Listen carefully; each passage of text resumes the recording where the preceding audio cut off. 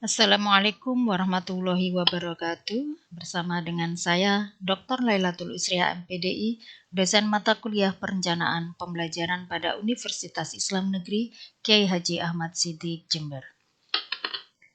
Kedepan kita akan mempelajari terkait dengan perencanaan pembelajaran, capaian pembelajaran lulusan, yaitu mengambil dari P15, menerapkan teknologi informasi dan komunikasi dalam perencanaan pembelajaran, penyelenggaraan pembelajaran, evaluasi pembelajaran, dan pengelolaan pembelajaran matematika, IPA, IPS, PKN, Bahasa Indonesia pada jenjang SD/MI. Adapun CPMK yaitu langkah-langkah pembuatan RPP Kurikulum Merdeka pada SD/MI. Sedangkan sub CPMK mampu membuat RPP Kurikulum Merdeka SD/MI. Selanjutnya, kita akan mempelajari bersama apa pengertian dari RPP. RPP atau Rencana Pelaksanaan Pembelajaran adalah rencana kegiatan pembelajaran tatap muka untuk 1 kali pertemuan atau lebih. RPP dikembangkan dalam silabus untuk mengarahkan kegiatan pembelajaran peserta didik dalam upaya mencapai kompetensi dasar atau KD. Apa sih perbedaan RPP Kurikulum 2013 dengan Kurikulum Merdeka? Yaitu yang pertama, menampilkan profil siswa. Berangkat dari sini, guru dapat menyusun pembelajaran yang sesuai dengan bakat dan minat siswa, tentang bagaimana gaya belajar siswa, bahkan sesuai dengan keadaan siswa sehari-hari, sehingga pembelajaran yang dijalankan bisa lebih tepat sasaran dan sesuai dengan kebutuhan siswa secara umum. Yang kedua, dibuat dengan prinsip backwards thinking. Tujuan pembelajaran ini adalah bukti dan asesmen disusun terlebih dahulu, baru kemudian guru menyusun kegiatan awal pembelajaran dengan menyesuaikan tujuan dan asesmen yang telah disusun. Yang ketiga, berorientasi pada kemandirian siswa. Dalam RPP Kurikulum Merdeka Belajar, guru bukan hanya berperan sebagai pengajar yang menyampaikan materi saja, akan tetapi guru sebagai fasilitator yang membantu siswa untuk mengasah kemandirian dalam belajar, sehingga guru perlu mengatur tujuan pembelajaran, menetapkan strategi pembelajaran, dan memantau perkembangan siswa sesuai yang dapat mengasah kemandirian siswa. Selanjutnya, kita akan mempelajari komponen modul ajar kurikulum merdeka, yaitu terdiri dari informasi umum, kompetensi inti, dan lampiran. Informasi umum dalam hal ini meliputi yang pertama adalah identitas modul. Identitas ini berkaitan dengan siapa nama penyusun, kemudian lembaga atau institusi, dan tahun penyusunan modul ajar. Identitas modul juga memuat kelas yang dituju dan alokasi waktu pembelajaran. Alokasi waktu yang dimaksud menyesuaikan dengan ketetapan alokasi yang dibuat di lembaga, di MI atau sekolah dasar tersebut. Yang kedua, kompetensi awal. Kompetensi awal ini bisa digunakan sebagai acuan dalam menyusun rancangan modul ajar. Dengan mengetahui kompetensi awal siswa, guru bisa mengukur seberapa dalam modul ajar dan pembelajaran yang akan dibuat nantinya. Yang ketiga, profil pelajar Pancasila. Salah satu kunci penting dalam penyusunan RPP Kurikulum Merdeka di SD atau MI adalah pembentukan profil pelajar Pancasila, sehingga guru perlu menentukan profil mana yang sesuai dengan materi pembelajaran. Selanjutnya, profil tersebut akan diimplementasikan dalam metode pembelajaran siswa, atau yang lebih dikenal dengan P5, yaitu Proyek Penguatan Profil Pelajar Pancasila, yang terdiri dari yang pertama adalah beriman, bertakwa kepada Tuhan Yang Maha Esa, dan berakhlak mulia.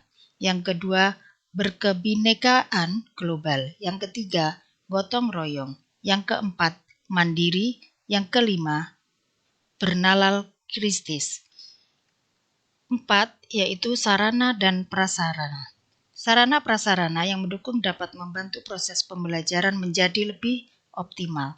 Namun guru juga perlu memiliki kreativitas dengan memanfaatkan sarana prasarana yang ada secara optimal sehingga pembelajaran bisa jadi lebih menarik bagi siswa. Yang kelima, target peserta didik.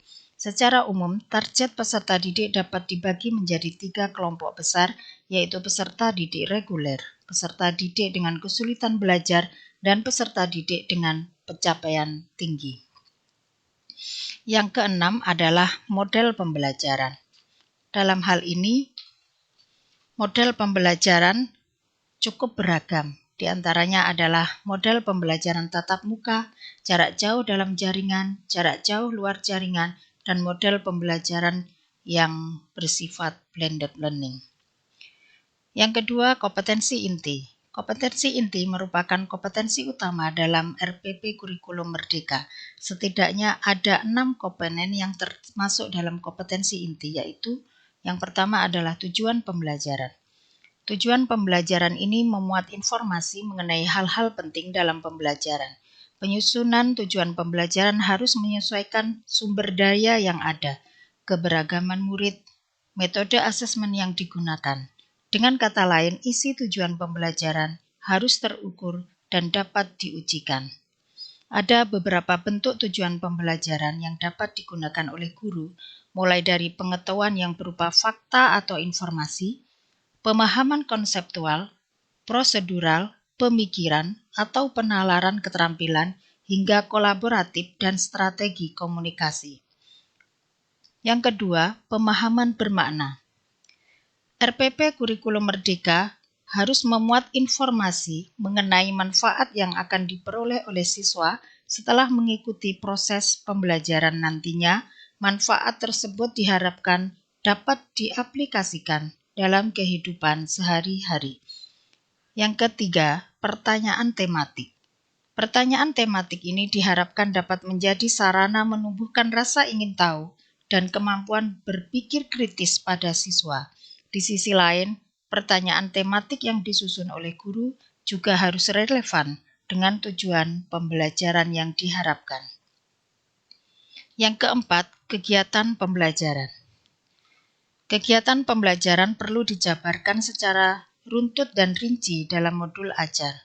Umumnya, dalam kegiatan pembelajaran terdiri dari 3 tahapan, tahap pendahuluan, tahap inti, dan tahap penutup. Setiap tahap dilaksanakan dengan basis metode pembelajaran aktif. Adanya RPP, Kurikulum Merdeka, dapat membantu guru mengoptimalkan durasi belajar yang ditetapkan. Selanjutnya adalah yang kelima, asesmen. Asesmen ini ditujukan untuk melihat capaian atau pemahaman murid mengenai materi pelajaran.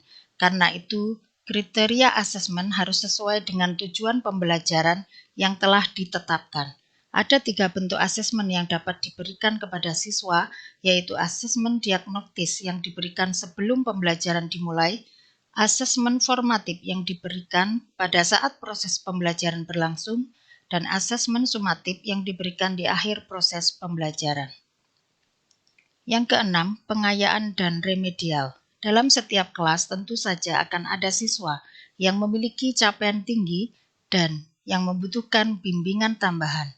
Adanya pengayaan dan remedial bertujuan untuk memenuhi kebutuhan siswa tersebut. Selanjutnya, cara menyusun RPP Merdeka Belajar, yaitu mengidentifikasi hasil yang diharapkan.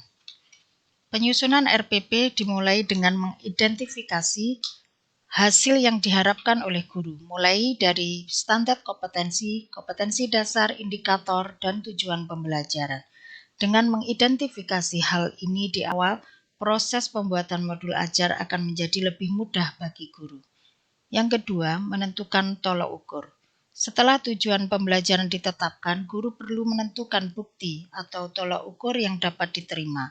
Tolok ukur ini nantinya akan menjadi acuan untuk melihat pemahaman peserta didik. Dengan kata lain, penentuan tolok ukur juga menjadi acuan untuk pembuatan asesmen di akhir pembelajaran. Yang ketiga, merencanakan pembelajaran. Tahap terakhir dari penyusunan RPP Kurikulum Merdeka Belajar adalah dengan merencanakan pembelajaran. Langkah ini juga merupakan langkah inti dan paling penting dalam menyusun modul ajar. Penyusunan pembelajaran mencakup penentuan langkah-langkah kegiatan pembelajaran hingga instruksi yang akan digunakan dalam pembelajaran. Penyusunan rencana pembelajaran dilakukan dengan mengacu pada tujuan pembelajaran dan asesmen yang akan dilakukan nantinya.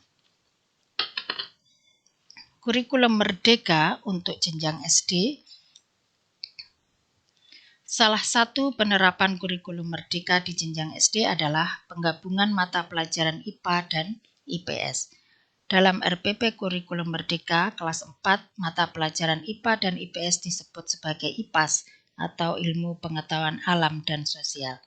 Kurikulum Merdeka di sekolah dasar juga memiliki hal-hal yang dianggap esensial. Yang pertama adalah penguatan kompetensi dasar dan pemahaman logistik. Dalam RPP Kurikulum Merdeka Belajar, siswa diharapkan dapat memahami lingkungan sekitar. Di samping itu, integrasi seperti mata pelajaran bahasa Indonesia, matematika, dan IPAS juga lebih dikuatkan. Sementara itu, pelajaran bahasa Inggris diubah menjadi mata pelajaran opsional. Yang kedua, pembelajaran berbasis proyek. Selain mata pelajaran kompetensi, Kurikulum Merdeka Belajar di SD menekankan pada pembelajaran berbasis proyek. Setidaknya siswa mendapatkan 2 kali pembelajaran berbasis proyek dalam 1 tahun ajaran. Nah, itu tadi materi yang kita pelajari bersama tentang langkah-langkah pembelajaran di SD atau MI. Selanjutnya, mari kita belajar bersama untuk menjawab kuis dalam rangka mengukur pemahaman kita bersama. Yang pertama, rencana pelaksanaan pembelajaran atau RPP adalah rencana kegiatan pembelajaran tatap muka untuk 1 kali pertemuan atau lebih. Betul atau salah? Kita coba jawabannya betul. Kamu benar. Nah, jawabannya adalah kamu benar. Itu saja yang bisa kami sampaikan. Semoga bermanfaat. Akhirul kalam. Wabillahi taufiq wal hidayah. Wassalamualaikum warahmatullahi wabarakatuh.